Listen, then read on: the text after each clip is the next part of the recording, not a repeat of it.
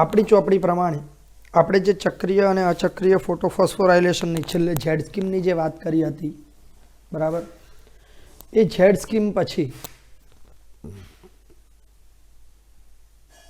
અચ્છા ચલો Z scheme પછી આપણે ચક્રીય અને અચક્રીય ફોટોફોસ્ફોરાયલેશનમાં અમુક વિદ્યાર્થીઓની કમ્પ્લેન હતી કે સાહેબ નથી ખબર પડતી ચોપડી પ્રમાણે, તો આપણે એને એક વખત ફરીથી જોઈ લઈએ. શબ્દસહ રજૂઆત કરી આપું તમને, જેથી કરીને તમારે એ પ્રોબ્લેમ સોલ્વ થઈ જાય. અમુક વિદ્યાર્થીઓને અમુક વાક્યમાં ખબર નહીં પડી, તો એનું સોલ્યુશન આપણે કરી આપીએ.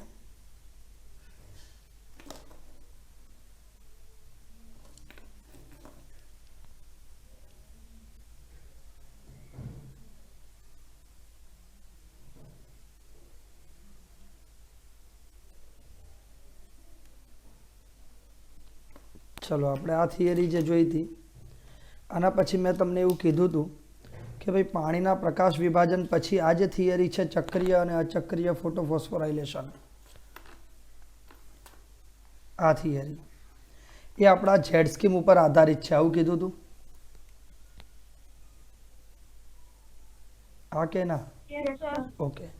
એમાં જે આપણે ઝેડ સ્કીમની વાત કરી હતી, આ ઝેડ સ્કીમ છે એ ઝેડ સ્કીમની અંદર અહીંથી ઇલેક્ટ્રોન મુક્ત થયા, એ ઇલેક્ટ્રોન PS2ને પાછા મળતા નથી, તો આ અચક્રીય ફોટોફોસ્ફોરાયલેશન છે. અને ચક્રીય ફોટોફોસ્ફોરાયલેશન મેં તમને આના પછીની જે આકૃતિ છે આપણી આ અહીંયા આગળ કે ભાઈ અહીંયા PS1ની અંદર 4 ઇલેક્ટ્રોન PS1માંથી સક્રિય થાય છે, ઇલેક્ટ્રોન ગ્રાહકને મળે છે, ત્યાંથી પાછા ઇલેક્ટ્રોન પરિવહન તંત્રમાં પ્રવેશ કરે છે, જ્યાં ફોસ્ફોરાયલેશનની ક્રિયા થાય છે. હવે જો ફોસ્ફોરાયલેશન એટલે શું એ પણ મેં તમને કીધું હતું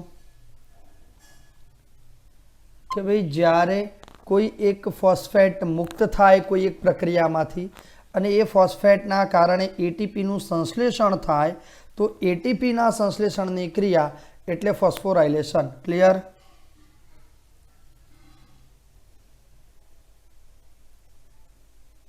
આવા ખબર પડી બધાને?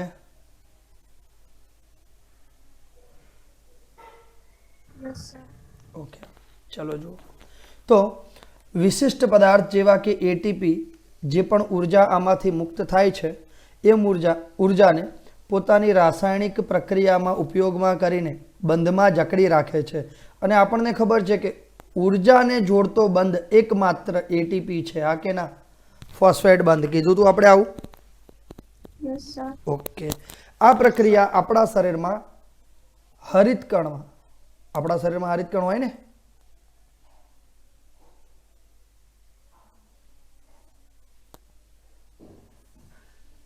અને વનસ્પતિમાં કણાભ સૂત્રમાં, એવું ને?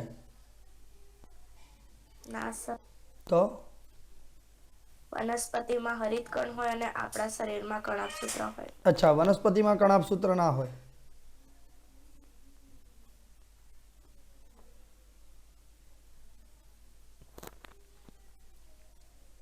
વનસ્પતિમાં બંને હોય બેટા, અને આપણે કણાભ સૂત્ર એક જ હોય. હો, આવું યાદ રાખો દીકરાઓ, આપણે ચેપ્ટર 8 ભણ્યા છીએ. ચલો, તો એટીપીના સંશ્લેષણની આ પ્રક્રિયા છે એને ફોસ્ફોરીકરણ અથવા ફોસ્ફોરાયલેશન કહીએ છીએ. આ ફોસ્ફોરીકરણ કોના કારણે થયું? કોના કારણે થયું?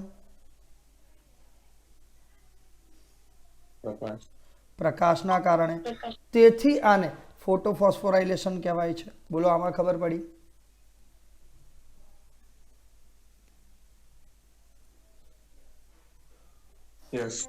ઓકે. આ ફોસ્ફોરીકરણ માટે ફોસ્ફેટનો અણુ શામાં ઉમેરાયો?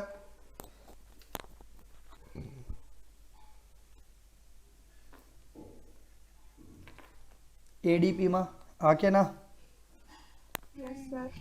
ઓકે. તો આપણે જ્યારે બે પ્રકાશ તંત્રની વાત કરી, એમાં આપણે PS2 અને PS1 બંનેની વાત કરી, પછી આપણે એવું કીધું હતું કે ભાઈ ઝેડ સ્કીમની અંદર છેલ્લે NADP H+ મળે છે, રાઈટ?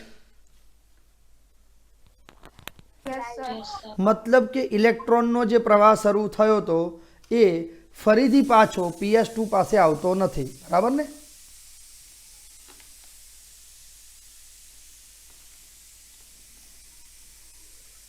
ચલો હવે PS1 ની વાત કરીએ કે ભાઈ જ્યારે PS1 માં આવી રીતે કોઈ ઇલેક્ટ્રોન સક્રિય થાય છે તો આ ઇલેક્ટ્રોન ફોસ્ફોરાયલેશન માટે વપરાય છે અને પ્રવાહની સંભવિતતા સ્ટ્રોમા લેમિલી એમાં આખો પ્રવાહ સર્જાય છે.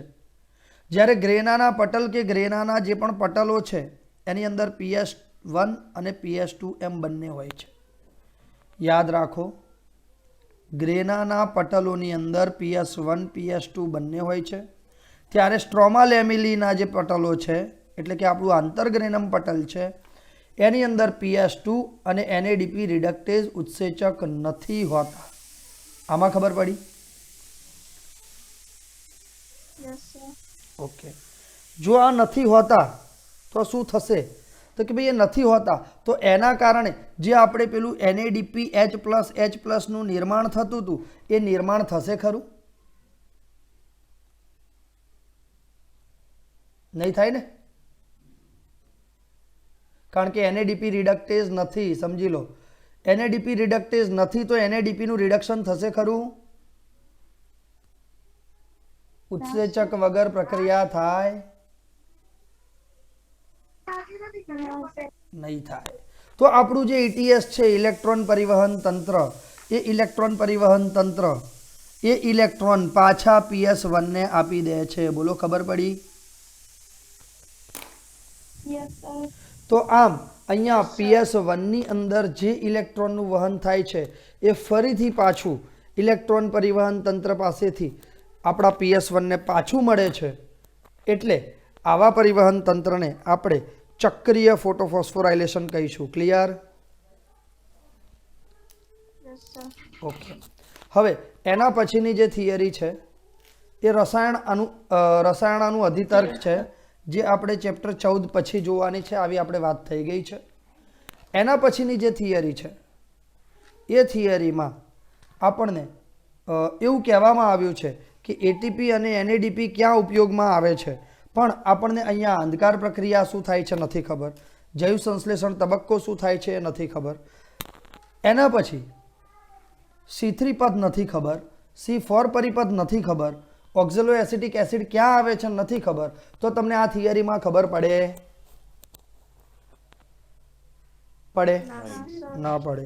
તો એવા તમે હેરાન ના થાવ એટલે આપણે આ થિયરી C3 પથ અને C4 પથ પછી લેવાની છે. એટલે હવે આપણે આપણા C3 પથમાં આવી જઈએ. લગભગ 3 વિદ્યાર્થીઓને કન્ફ્યુઝન હતું, બરાબર? જો કે કન્ફ્યુઝન બધાને હશે ચક્રીય અચક્રીય વાળી થિયરીમાં. કદાચ એવું બને કે 3એ પૂછ્યું, બાકી બધાએ સ્વીકારી લીધું કે અમે તૈયાર થશે તો કરીશું, નકર ચાલશે એમ. બરાબર? એવું થયું ને? સાચું બોલો.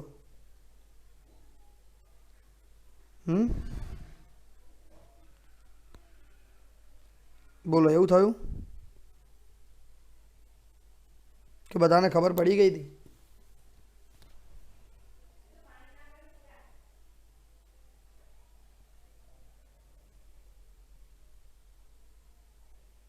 એક જ મિનિટ હો બેટા, એક સ્ટુડન્ટનો મેસેજ છે અને રિપ્લાય કરી દો. ઓકે, ચાલો. CO2 નો પ્રાથમિક ગ્રાહક કે ભાઈ CO2 ને સૌ પ્રથમ વાતાવરણમાંથી આપણે એવું કહીએ છીએ કે વનસ્પતિ CO2 ને ગ્રહણ કરે છે, રાઈટ? હા કે ના? પણ ચલો, વનસ્પતિએ CO2 લીધો તો CO2 વનસ્પતિમાં ગમે ત્યાં જોડાઈ જશે?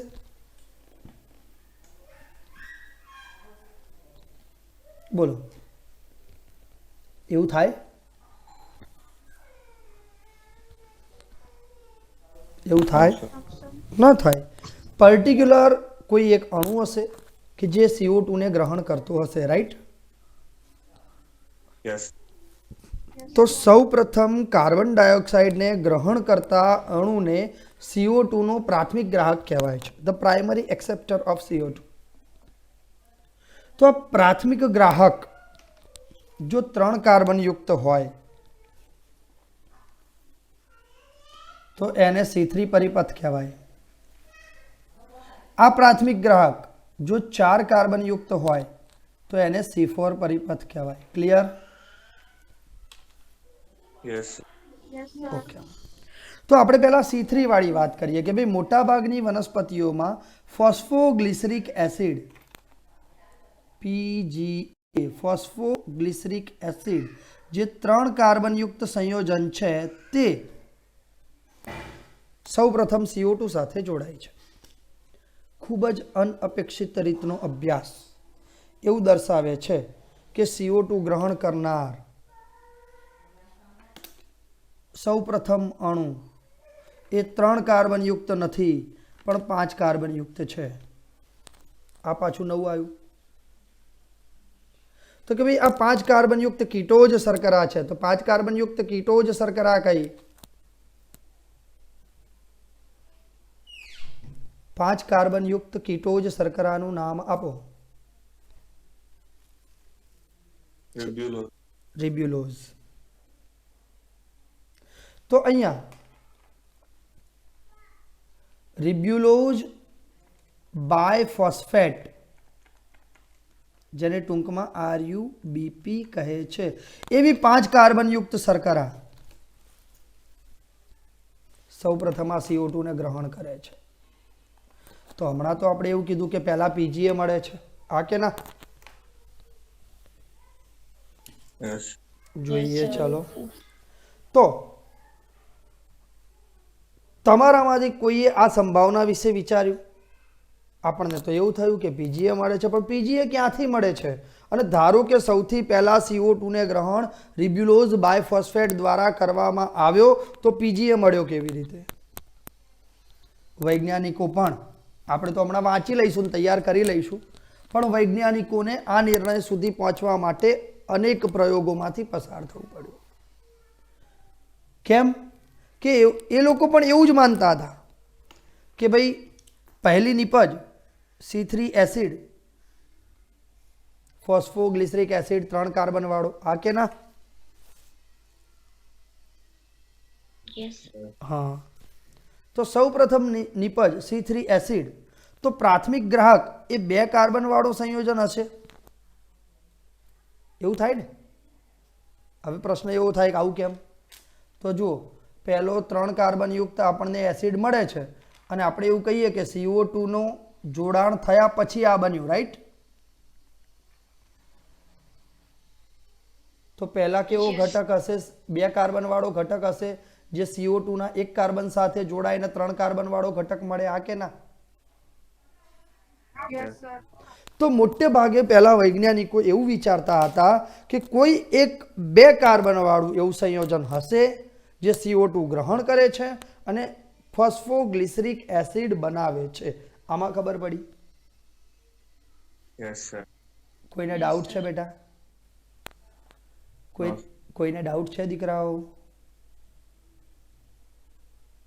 કે ભાઈ CO2 જોડાયા પછી સૌપ્રથમ અણુ ફોસ્ફોગ્લિસરિક એસિડનો છે જે 3 કાર્બન ધરાવે છે. તો વૈજ્ઞાનિકો પણ એવું માનતા હતા કે CO2 કોઈ 2 કાર્બન વાળા ઘટક સાથે જોડાતો હશે અને 3 કાર્બન વાળો ફોસ્ફોગ્લિસરિક એસિડ બનાવતો હશે, રાઈટ? Yes sir. પછી પ્રયોગો કરતા કરતા કંઈક નવું આવ્યું. શું આવ્યું? તો કે ભાઈ મેં હમણાં તમને કીધું એમ 5 કાર્બન વાળું સંયોજન કે જેનું નામ રિબ્યુલોઝ બાયફોસ્ફેટ છે એ સૌપ્રથમ CO2 સાથે જોડાય છે. એનાથી શું થાય? તો કે ભાઈ એનાથી કેલ્વિન ચક્રની શરૂઆત થાય. કેમ કેલ્વિન ચક્ર? તો કે ભાઈ આ ચક્રની સૌપ્રથમ માહિતી મેલ્વિન, કેલ્વિન અને તેના સાથીદારોએ એની ટીમ દ્વારા આપવામાં આવી હતી. પણ ટીમનો લીડર હોય એનું નામ આવે, બરાબર ને?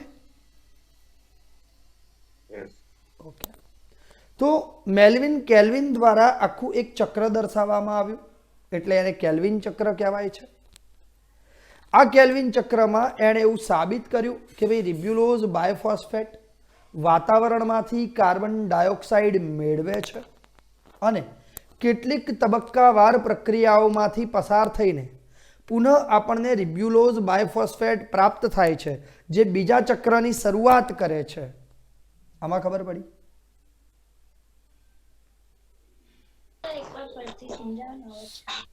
ઓકે કે ભાઈ મેલ્વિન કેલ્વિન નામના વૈજ્ઞાનિક અને તેના સાથીદારોએ સાબિત કર્યું કે ભાઈ સૌપ્રથમ રિબ્યુલોઝ બાયફોસ્ફેટ એ CO2 સાથે જોડાય છે અને કેટલાક ચક્રીય તબક્કાઓમાંથી પસાર થઈને રિબ્યુલોઝ બાયફોસ્ફેટનું પુનઃનિર્માણ થઈને એ બીજા ચક્રની શરૂઆત કરે છે. આમ આ ચક્રીય તબક્કો એમણે સાબિત કર્યો એટલે એને કેલ્વિન ચક્ર કહેવામાં આવે છે. હવે ખબર પડી? Yes. ઓકે. તો હવે આપણે આ આખું કેલ્વિન ચક્ર કે જેના દ્વારા જુદી જુદી શર્કરાઓનું સંશ્લેષણ થાય છે, બેઝિકલી આપણને ખબર છે કે 6 કાર્બનયુક્ત ગ્લુકોઝનું નિર્માણ થાય છે, રાઈટ? હા કે ના? ઓકે. તો બેઝિકલી આપણે એ ગ્લુકોઝના નિર્માણ માટે આ કેલ્વિન ચક્રમાં કેવી કેવી પ્રક્રિયાઓ થાય છે, જે પ્રકાશ સંશ્લેષણ માટે સૌથી મહત્વની પ્રક્રિયા છે. કેલ્વિન ચક્રને જૈવ સંશ્લેષણ તબક્કો પણ કહેવામાં આવે છે. આવું યાદ રાખજો. અંધકાર પ્રક્રિયા પણ કહેવામાં આવે છે, જૈવ સંશ્લેષણ તબક્કો પણ કહેવામાં આવે છે. આવું યાદ રાખજો, કારણ કે અહીંયા આપણે સીધો પ્રકાશનો ઉપયોગ કરતા નથી. યાદ રહેશે ને? Yes. ઓકે. હવે એનાથી કોઈ ફરક નથી પડતો કે વનસ્પતિ C3 પ્રકારની છે કે C4 પરિપથ પ્રકારની છે. બંને પ્રકારની અંદર ગ્લુકોઝનું નિર્માણ થાય છે. તો કેવી રીતે થાય છે આપણે જોઈશું. સૌથી પહેલા આપણે જેમ કીધું હતું એમ વનસ્પતિમાં રહેલું રિબ્યુલોઝ બાયફોસ્ફેટ. બાયફોસ્ફેટ એટલે ફોસ્ફેટના 2 અણુઓ છે. કયા કયા કાર્બન સાથે? તો કે ભાઈ પહેલા અને 5મા કાર્બન સાથે. બરાબર? Yes. તો આપણે એને શું કહીશું? Ribulose 1,5 biphosphate. Clear? Yes. Okay. હવે આપણે એવું કહીએ છીએ કે આ રિબ્યુલોઝ 1,5 બાયફોસ્ફેટમાં વાતાવરણમાં રહેલો CO2 ઉમેરાય છે. તો આપણે આગળ CO2 ઉમેરાય એવી પ્રક્રિયાને એક નામ આપ્યું હતું. શું નામ આપ્યું હતું? Carboxylation. કાર્બોક્સિલેશન. તો સૌથી પહેલો એનો જે તબક્કો છે એ કાર્બોક્સિલેશન તબક્કો છે કે જેમાં રિબ્યુલોઝ 1,5 બાયફોસ્ફેટમાં કાર્બન ડાયોક્સાઇડનો અણુ ઉમેરાય છે અને એના કાર્બોક્સિલેશન દ્વારા સૌ પ્રથમ જો 5 કાર્બન હતા, એક ઉમેરાયો, કેટલા કાર્બન થાય? 6 કાર્બન યુક્ત અસ્થાયી સંયોજન બને છે. કેવું સંયોજન બને છે? અસ્થાયી. મતલબ એ સંયોજન થોડી વાર માટે પણ સ્થિર નથી થતું, સીધે સીધું બીજા તબક્કામાં પ્રવેશ કરી લે છે. એટલે વચ્ચે 6 કાર્બનયુક્ત સંયોજન કયું છે એ આપણે નક્કી કરી શકતા નથી. ક્લિયર? Yes. ઓકે. હવે એમાંથી એ 6 કાર્બનયુક્ત અસ્થાયી સંયોજનમાંથી 2 અણુઓ 3 કાર્બનયુક્ત ફોસ્ફોગ્લિસરિક એસિડના એટલે કે ફોસ્ફોગ્લિસરેટના પ્રાપ્ત થાય છે. બોલો, આમાં ખબર પડી?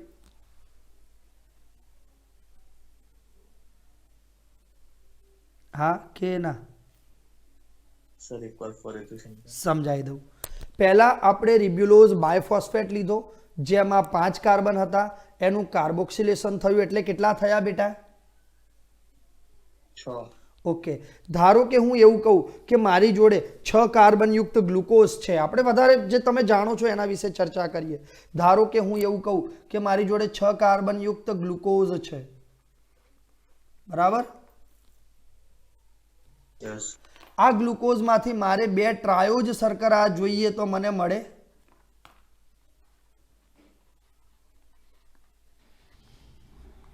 Yes, sir. હા કે ના? તો એવી જ રીતે અહીંયા 2 કાર્બનયુક્ત જે 6 કાર્બનયુક્ત અસ્થાયી સંયોજનનો એક અણુ હતો એના બદલે 2 અણુ 3 કાર્બનયુક્ત ફોસ્ફોગ્લિસરિક એસિડના મળ્યા. બોલો, આમાં ખબર પડી? Yes, sir. હવે કોઈને ડાઉટ છે બેટા અહીંયા? નો સર. ઓકે, હવે યાદ કરો, આપણને ઝેડ સ્કીમની અંદર એટીપી પણ પ્રાપ્ત થયા હતા, NADPH પણ પ્રાપ્ત થયા હતા, યાદ છે યસ સર. બધાને? Yes, sir. બધાને યાદ છે. ઓકે, સરસ. તો ત્યાં સર્જાયેલા એટીપી અને NADPH નો ઉપયોગ અહીંયા બીજા તબક્કામાં એટલે કે રિડક્શન તબક્કામાં થાય છે. હવે આપણને ખબર છે કે રિડક્શન કરવું છે તો આપણે શું કરવું પડે? પ્રક્રિયકમાં હાઇડ્રોજન ઉમેરવો પડે, હા કે ના? Yes sir. આ હાઇડ્રોજન આપણને કોણ આપે છે? તો કે ભાઈ રિડ્યુસ NADP એનો હાઇડ્રોજન આપી દે છે અને NADP માં ફેરવાઈ જાય છે. ક્લિયર?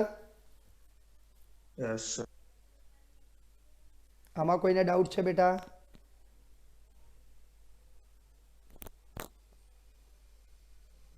હવે અહીંયા મારો સવાલ એવો છે કે C3 પરિપથ એટલે કે કેલ્વિન ચક્રમાં રિડક્શન તબક્કામાં NADPH નું શું થાય છે?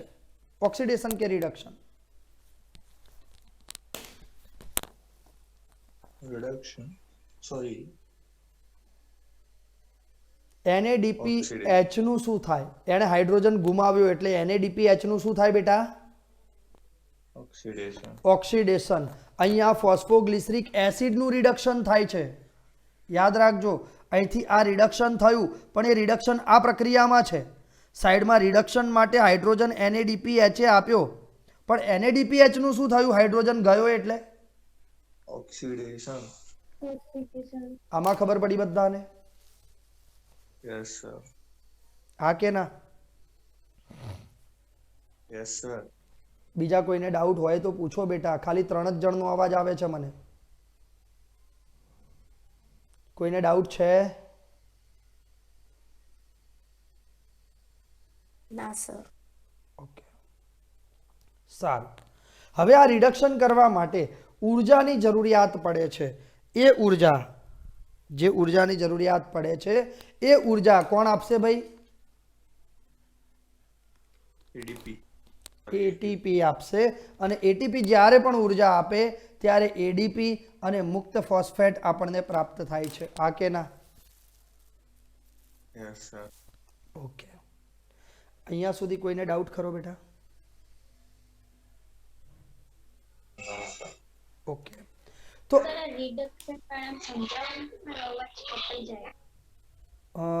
બેટા એવું હોય તો હું તને વિડીયો મોકલી આપીશ, પછીથી તને ડાઉટ રહે તો એ પણ સોલ્વ કરાવી આપીશ, બરાબર? ચલો, હવે આખી રિડક્શન પ્રક્રિયાના અંતે ટ્રાયોજ શર્કરા જે ફોસ્ફેટ સાથે પ્રાપ્ત થઈ, આવી 2 ટ્રાયોજ શર્કરાઓ જોડાય એટલે હેક્ઝોઝ બને, હા કે ના? Yes sir.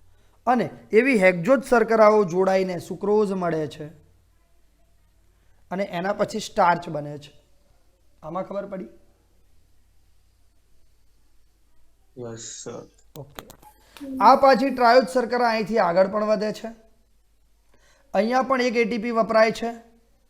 એક એટીપીનો ઉપયોગ કરીને રિબ્યુલોઝ બાયફોસ્ફેટનું પુનઃસર્જન કરવામાં આવે છે, જે અહીંયા આપણને રિબ્યુલોઝ બાયફોસ્ફેટ પાછો મળે છે. ફરીથી આ ચક્ર શરૂ થાય છે. પણ હવે મારો સવાલ એ છે કે ધારો કે મારે ગ્લુકોઝના એક અણુનું નિર્માણ કરવું છે, ધારો કે મારે ગ્લુકોઝના એક અણુનું નિર્માણ કરવું છે, તો મારે કેટલા કાર્બન જોઈએ?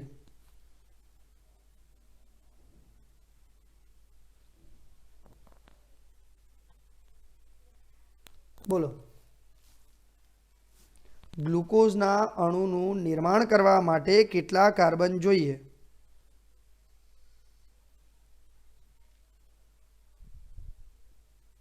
બોલો ફટાફટ. 6. હા, 6 કાર્બન જોઈએ. આપણે આ એક ચક્રમાં કેટલા CO2 લીધા બેટા? એક ચક્રમાં CO2 કેટલા આવ્યા? એક. તો ધારો કે મારે 6 CO2 જોઈતા છે, ધારો કે મારે 6 CO2 જોઈતા છે, તો મારે કેટલી વખત આ ચક્ર ફેરવવું પડે?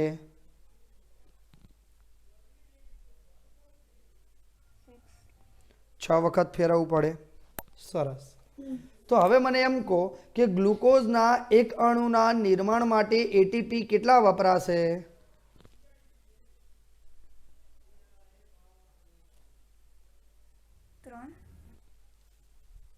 હજી વિચારીને કહો.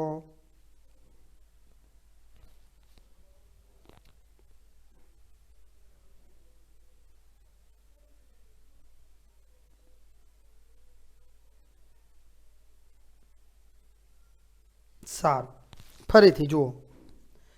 ચલો, આ એક C3 પથ એક C3 પથ આપણે એક કેલ્વિન ચક્રની વાત કરીએ તો એક કેલ્વિન ચક્રમાં એટીપી કેટલા વપરાયા? તો કે ભાઈ રિડક્શનમાં 2 અને એક એટીપી આપણે વાપર્યો પુનઃસર્જનની અંદર, બરાબર? તો એક ચક્ર ફર્યું તો 3 એટીપી વપરાયા, રાઈટ? Yes sir. પણ આ તો કેટલા CO2 માટે વપરાયા બેટા? એક CO2. આવા આપણે કેટલા જોઈએ છીએ? તો આ ચક્ર કેટલી વાર ફરે? 6 વાર. તો કેટલા એટીપી વપરાય? 4. બોલો. 18. બરાબર ને? Yes sir. કેટલા એટીપી વપરાય છે? 18. હા. તો હવે NADPH કેટલા વપરાય?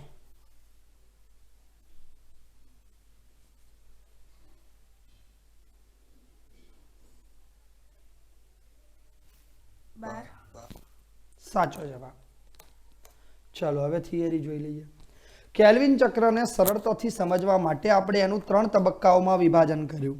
કયા કયા? તો કે ભાઈ પહેલા તબક્કામાં જે CO2 ઉમેરાયો એને આપણે કાર્બોક્સિલેશન કીધું. બીજા તબક્કામાં જ્યારે હાઇડ્રોજન ઉમેરાયો એને આપણે રિડક્શન કીધું. અને ત્રીજા તબક્કામાં આપણને RUBP પાછો મળ્યો એને આપણે પુનઃસર્જન કીધું, રાઈટ? Yes sir. ઓકે. તો આપણે કાર્બોક્સિલેશનમાં એવું કીધું કે ભાઈ CO2 સ્થાપનની પ્રક્રિયા છે કે જેમાં એક સ્થાયી કાર્બનિક મધ્યસ્થી પદાર્થ બને છે, એક અસ્થાયી 6 કાર્બનયુક્ત મધ્યસ્થી પદાર્થ બને છે. કેલ્વિન ચક્રમાં કાર્બોક્સિલેશન એક અતિ નિર્ણાયક તબક્કો છે. કેમ? કારણ કે એ દરમિયાન રિબ્યુલોઝ બાયફોસ્ફેટનું કાર્બોક્સિલેશન થાય છે જેમાં CO2 નો ઉપયોગ થાય છે અને 6 કાર્બનયુક્ત મધ્યસ્થી અણુ મળે છે.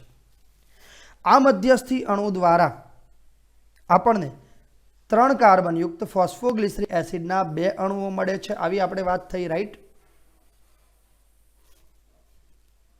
હા કે ના? Yes sir. આમાં કોઈને ડાઉટ છે? કોઈને ડાઉટ આમાંથી એક પણ વાક્યમાં દીકરાઓ? નો સર. ચલો આગળ વાત કરીએ. ઉપરાંત આ ઉત્સેચક ઓક્સિજનેશન કરવાની ક્ષમતા પણ ધરાવે છે. કયો? રૂબિસ્કો. કયો? રૂબિસ્કો. હા, આપણે એવું કીધું હતું કે રૂબિસ્કો છે જે રિબ્યુલોઝ બાયફોસ્ફેટ કાર્બોક્સાઇલેઝને CO2 સાથે જોડે છે અને કેલ્વિન ચક્રની શરૂઆત કરે છે. આ રૂબિસ્કો ઓક્સિજનેશન કરવાની પણ ક્ષમતા ધરાવે છે એટલે આપણે એનું નામ રૂબિસ્કો રાખ્યું છે. આવી ચર્ચા આપણે થઈ હતી જ્યારે રૂબિસ્કોનો ઉલ્લેખ થયો ત્યારે, રાઈટ? યસ. ઓકે. રિડક્શનમાં આપણે વાત કરીએ તો ગ્લુકોઝનું નિર્માણ કરતી પ્રક્રિયાઓની એક શૃંખલા છે. મેં તમને રિડક્શન પછી નીચેના એરોમાં સુક્રોઝ અને સંગ્રહિત શર્કરા સ્ટાર્ચ વિશે આપણે વાત કરી, રાઈટ?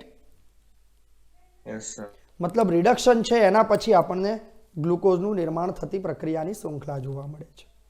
આ તબક્કા દરમિયાન આપણે એવું કીધું કે પ્રત્યેક CO2 ના સ્થાપન માટે, જો પ્રત્યેક એટલે એક જ CO2 ના સ્થાપન માટે આપણે ATP ના 2 અને NADPH ના પણ 2 અણુઓનો ઉપયોગ કરીએ છીએ, રાઈટ?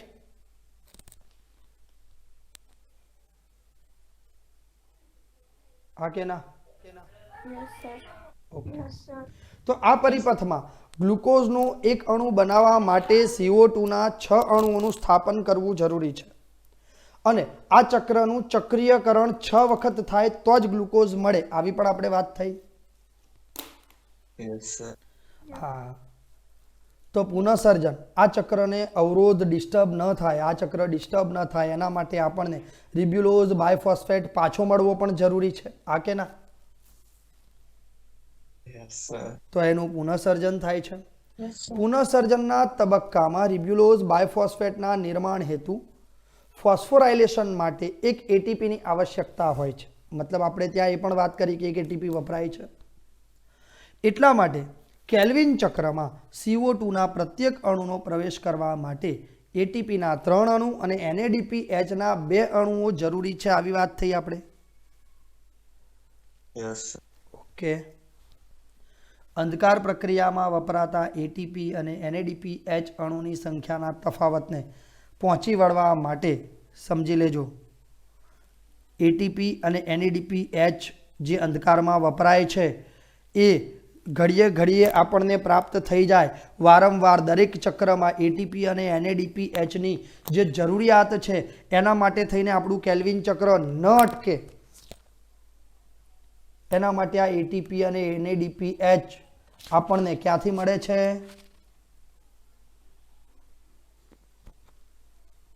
ચક્રીય ફોસ્ફોરાયલેશન. બરાબર. Yes, sir. ગ્લુકોઝના એક અણુના નિર્માણ માટે આ ચક્રીયકરણ 6 વખત થાય છે. એટલે આપણે હવે જો ગણતરી કરવા જઈએ કે ભાઈ કેવી રીતે, તો કે ભાઈ 6 CO2 એટલે 1 ગ્લુકોઝ, 18 એટીપી વપરાય, 18 એડીપી અને 18 અકાર્બનિક ફોસ્ફેટ મળે, 12 NADPH વપરાય અને 12 NADP મળે. ક્લિયર? ઓકે. હવે આપણી જે આના પછીની થિયરી છે એ છે C4 પરિપથ. પણ C4 પરિપથ હું તમને ચલાવું એ પહેલા તમને પુલકંચુક કોષો વિશેની માહિતી હોવી જોઈએ, જે આપણે ચેપ્ટર 6 માં જોઈ હતી.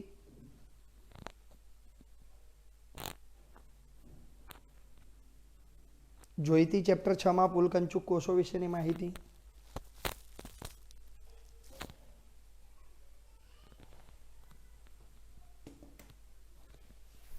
સારું, આજે અહીંયા અટકીએ છીએ.